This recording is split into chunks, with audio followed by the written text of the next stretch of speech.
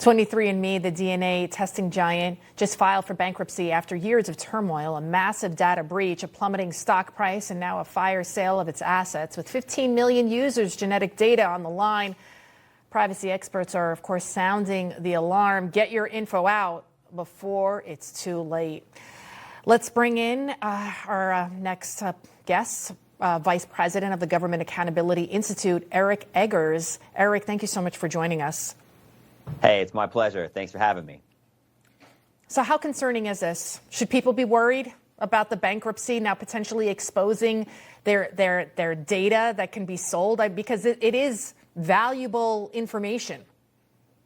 I think they should be very concerned. And I think this is potentially another example of just the blatant failure of government and the inability to foresee something like this happening. It's kind of like the California wildfires. And everybody's like, well, why isn't there any water in the fire extinguishers, right? Or why isn't there any water available to help combat this? And like, I don't know. I mean, it's bad when everyone at the state level, including Letitia James, the Attorney General of New York, is saying, you know, you should probably just delete your data. Like, that's the best thing you can do right now.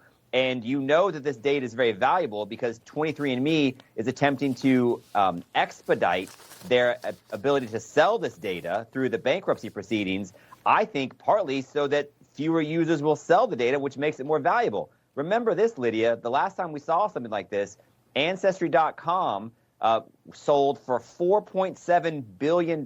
They had, I think, 30 million users, but they said, look, the DNA information we have of our customers is our most valuable asset, and they knew that people like health insurance companies, life insurance companies, people were getting into personalized medicine.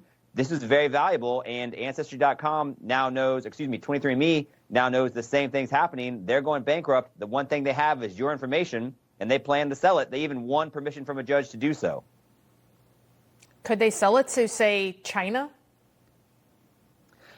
You'd like to think not, because you'd like to think that the federal government would like to step in, but you raise, I think, the most serious concern. There's a reason why we wanted to ban TikTok at the beginning of this year, because we didn't want TikTok gathering digital information about U.S. people and U.S. citizens, including children. I can't imagine we would want China or any other threat, somebody who wants to do danger to our geopolitical status and our citizenry, to have access to actual information whether they could use to form a bioweapon or things of that nature. But I don't think there's no talk in the judicial disclosure about a foreign asset acquiring the information, but there's nothing to keep it from happening either. But you'd like to think, given what the Trump administration has shown their willingness to do so to protect the American people, they would step in and intervene at that point. You know, who would think, because you think it's fun. You know, I even bought one of these, I think, for one of my friends. I said, oh, here, this is cool. I've never done it myself. You know, because I was worried. I don't want a company to have my DNA and they can do whatever they want with it. Would you recommend other people doing things like this? Because now it's 23andMe. Who's to say it can't be another company down the road?